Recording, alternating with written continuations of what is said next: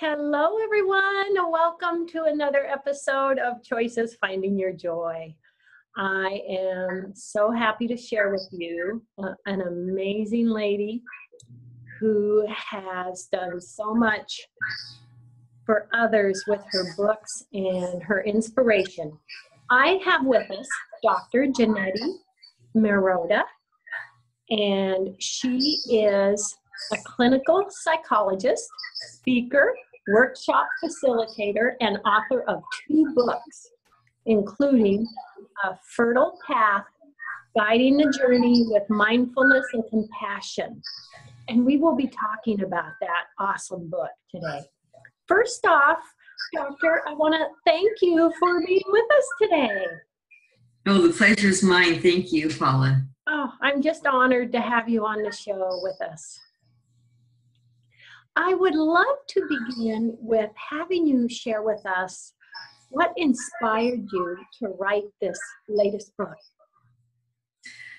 Well, it really began from my own personal struggle with infertility, which started about, more than 25 years ago.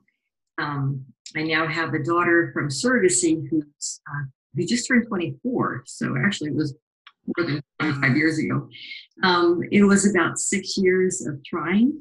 It included several lost pregnancies, IVF, donor IVF, many attempts at that, and adoption that failed, and then surrogacy is what worked. And it was the difficulty that I had during those 6 years that, really inclined me to feel like I had to do something to, in a sense, save myself. I was really kind of falling apart with all the ways that all the emotions just consumed me. And so I tried vision quests, acupuncture, exorcism, I went to Buddhist Zendo. I certainly tried lots of different kinds of therapy. And then I found an East-West path. And that was really what was so helpful. It included meditation and yoga. I went on a pilgrimage in India. It was really at that point that I realized that it was really about going from the outside in, really looking at my own internal resources and understanding that it was really about trusting myself and trusting that if I just stayed with this process, it was going to happen. Just keep open to the possibilities. And indeed, when I came back home, I found out that our surrogate was pregnant. So it was that personal journey. And then after my daughter was born, a short time after, I started really believing that I ought to specialize in the field of infertility in my clinical practice. And so I started doing lots of volunteer activities for Resolve, and eventually realized a few years later, when I was introduced to mindfulness, that was really the perfect antidote to deal with the out-of-control roller coaster ride of infertility. And so I ended up developing an 8-week program that I used in both groups and individual basis. And this is what evolved into the book, A Fertile Path. Yes. Oh, you have helped so many. You talk a lot about mindfulness.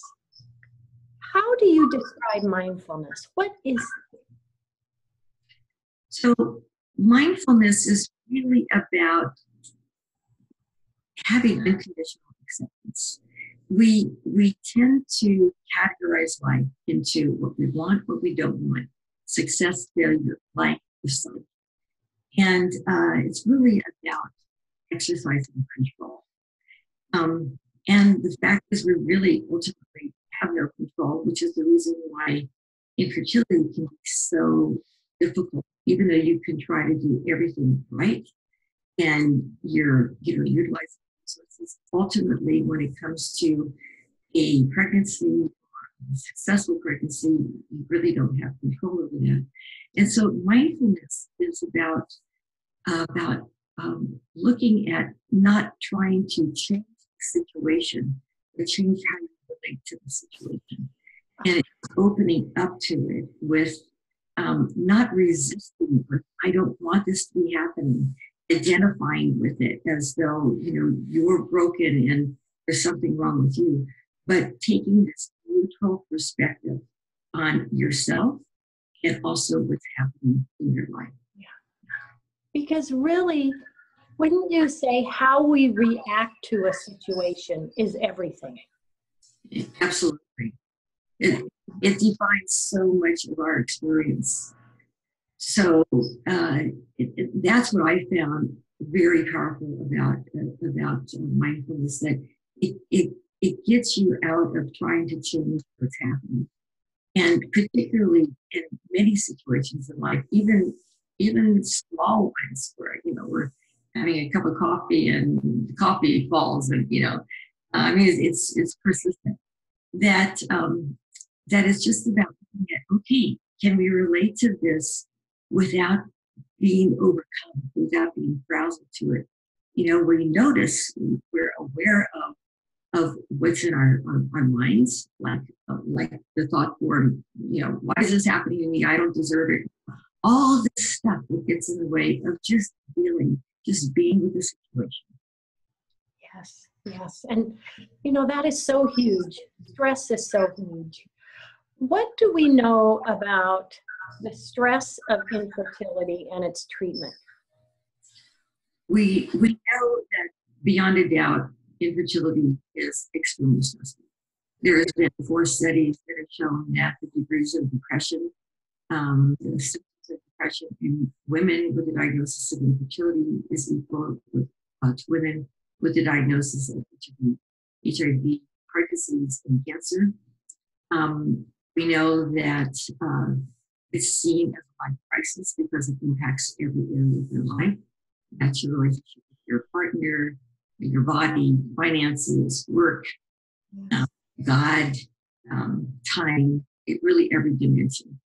And that then when we look at studies that, in fact, there was a meta-analysis meeting a group of studies that qualified to be really robust in nature. And they looked at whether mind-body programs or different psychological interventions for infertility were effective in reducing stress, symptoms of depression and anxiety, but also if there was higher pregnancy rates. And it did show that there was a 40% pregnancy rate coming out of these programs as opposed to a 20% in the control group. And so it's not that stress causes infertility. Infertility causes stress, and that's beyond a doubt. But that it can be very helpful to lower your stress and possibly make a difference. And what I found in the groups that I've led over the last 10 years, primarily using this program, is that we pretty much also have the same sort of pregnancy. We're looking at that for a couple of years. But that in the overall 10 years, there was a pretty good pregnancy rate, but also what we counted was matching with adoption, and adoption matches and surrogacy, egg donation, sperm donation, sort of everything. And there's also the fact that there's a kind of openness that you have towards believing that you can open to options, and that maybe if it's not working out with your own eggs, you might be able to do something else. And other women being with you and seeing how they're going forward and everybody supporting one another can really help in that process. Yes. We don't really know exactly, physiologically what's happening with the stress-fertility relationship, but we also know that the primary reason for people dropping out of fertility treatment is not prognosis, diagnosis, or finances, it's stress. So beyond a doubt, lowering stress is helpful, and you we all know that you can't make good decisions when you're overly stressed. Yes. I have a friend, and her daughter for years had problems with fertility. And so they adopted, and it was right after they adopted a child, and she was happy, relaxed, she became pregnant. And would you say that has to do with the stress going down, and that enabled her body to kind of heal itself? Or how do you explain that? Well, one explanation I've heard is that those stories like make the news. They're very captivating. So whenever that happens, that's what's going to kind of get out. But I would say that in my own practice, and I've been specializing in this area for about 20 years now, that I do see instances like that. And I don't know. I mean, I'm not sure really what to say about it. Is it just that those stories are more known to be heard, or is there something with it? There was a study in Israel, and it was looking at letting go and the power of being able to let go. And mindfulness is very much about letting go, meaning letting be, being with what is. And it did show a correlation between letting go and higher pregnancy rates. So, I think it's just good to lower stress in your life regardless. Yes, I love it. I love it. It really is fascinating. What do we know about the overall benefits of mindfulness and specific benefits for infertility? Well, I don't know of another book on mindfulness and infertility as yet. And I can only tell you about mindfulness in general. And and there's been hundreds of studies that have looked at the effectiveness of mindfulness for medical issues, for stress reduction, for eating, for chemical dependency, you name it. There's just so much research going on in mindfulness-based stress reduction, meditation, and it's very powerful. So it has wide uses, and I do think that when it comes to an issue like infertility, which is so much about loss of control, and mindfulness is about awareness, using awareness as opposed to control to deal with what's happening. In other words, again, it's how you're relating to the situation, not trying to change the situation. That mindfulness is like, I do see it as like an incredible antidote to this life crisis. Yes. And how would you say compassion plays into the fertility path? It's huge. Mindfulness, in many ways, really helps you with your thoughts to understand that I am not my thoughts, and with your emotions, and that if you're feeling depressed, you don't say I am depressed or I am sad. This happens, and so it helps you just identify and step back and really take a shift in how you're relating to life. Compassion really enables you to hold emotions. And so, in compassion, in a loving way. So one of the things about mindfulness is that it's based on the concept of original goodness, which means that we are already whole and complete as we are with all of our inadequacies and imperfections. And so it's based on this original goodness or wholeness already. And compassion, when you have the emotions, compassion allows you to to make space for the emotions in your body.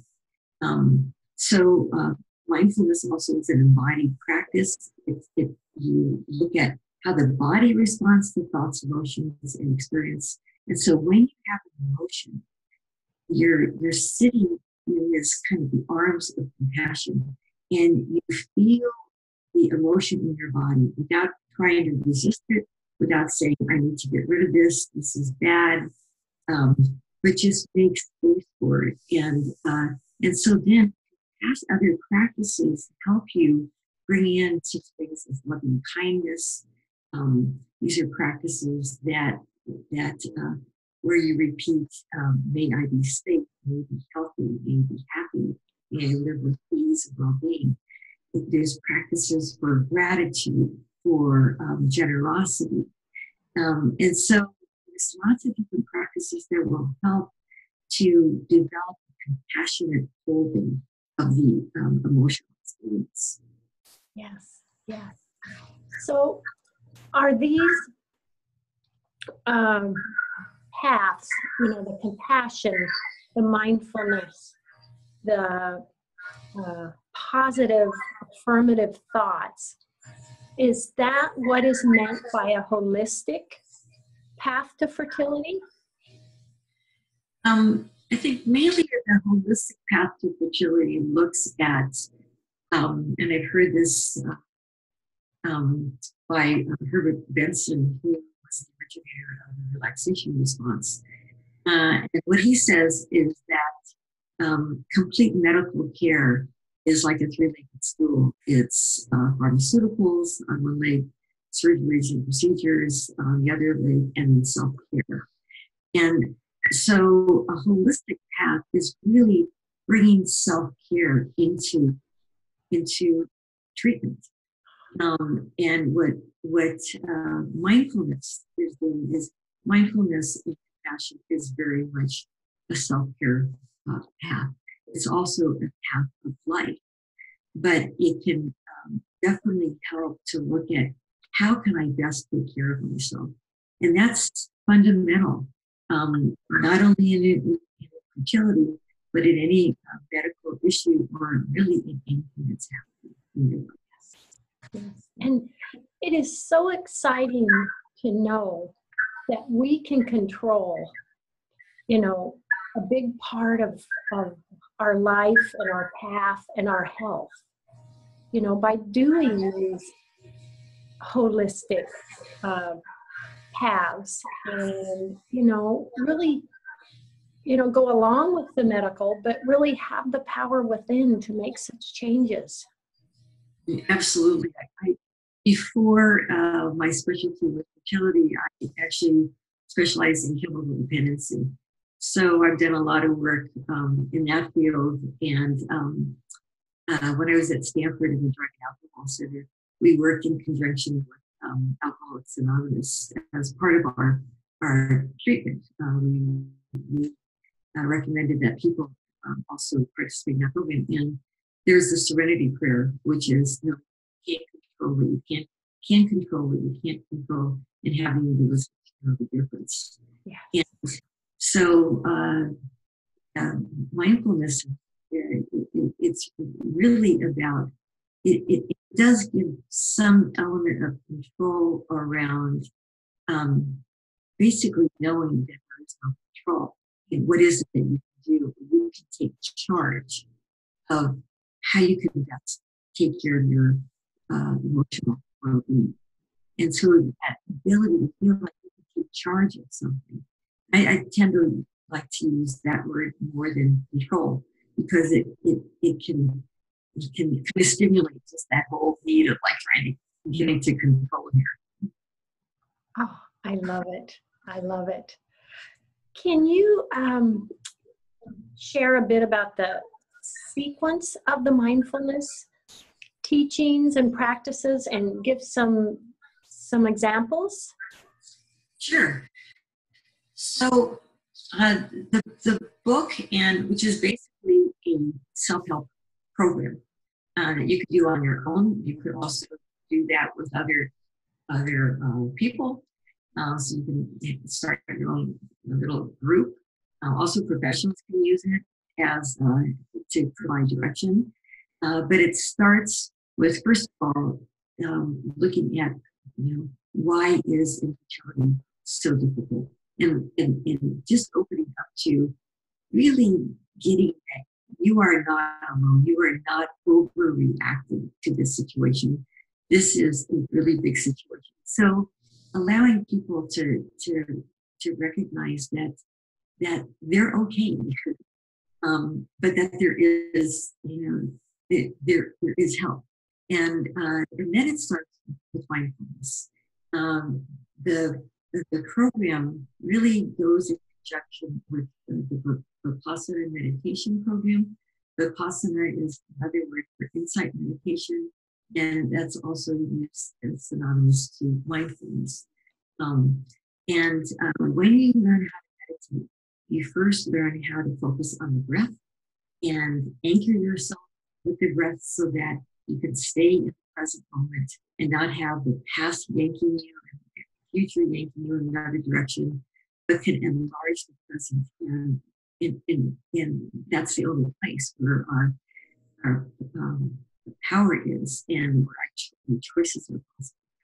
And then it goes to meditation on the body.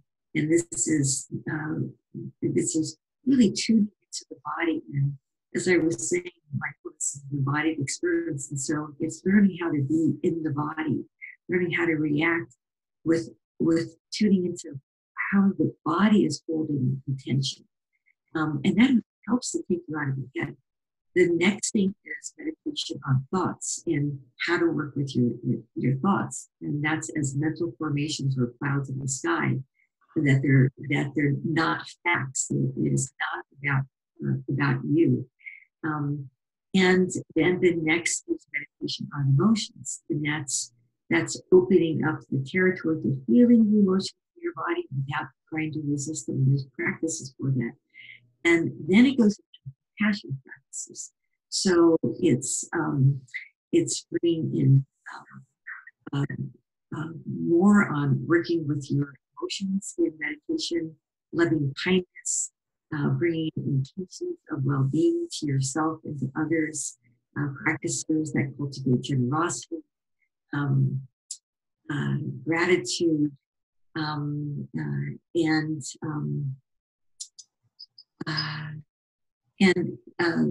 then just opening up to, at the same time, how to use these various practices to work with all the various issues. And so issues that infertility presents, which is treatment issues, the relationship with your partner, if you have a partner, how to deal with friends or family, career, finances, taking a holistic approach. What does that look like in terms of diet and exercise?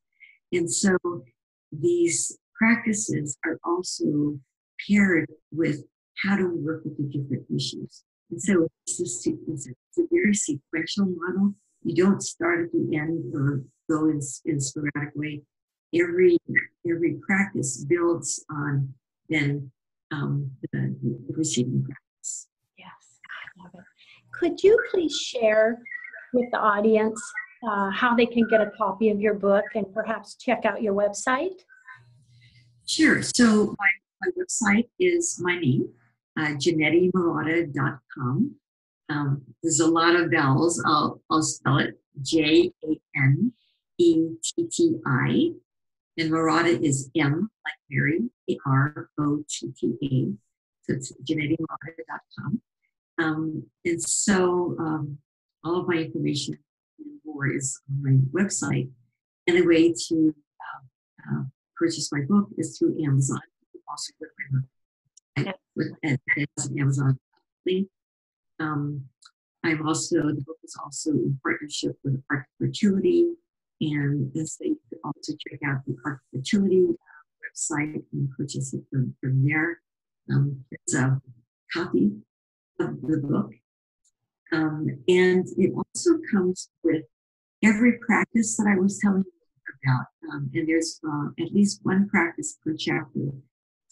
I have audio recordings of them so that you can be guided through the practices. also includes like mindful yoga. There's also Qigong. And so you just go to my website and listen, you download all the different practices. It is such a fantastic book. What, if there's one thing you'd like the readers to take away from this book, what would it be? I would say that when you go, when you're able to get rid of the clutter, you know, all of the stuff that gets in the way of just being able to work with the situation of your children, that then you can really know that if you open to different ways of having a child, if indeed you come to the point of deciding that regardless, I want to have a child. And sometimes you can decide that really, child free is the way to go. And that's absolutely fine as well. But that if you really do know that you want to have a child, if you open to possibilities, you will. I know that was my personal experience, and over the years, I've seen so many people. But it's, it's being able to let go of that the only way to have a child is through your genetic link, and that I've seen so many these children, including my own daughter, be absolutely whole and complete and without issues that go with just being coming into the world in a different way. I love it. Oh, Doctor, thank you so much for all of this great information. Well, thank you. Thank you, Paul. I really appreciate being on your show. It was just a pleasure. And to everyone out there, love, hugs, and blessings.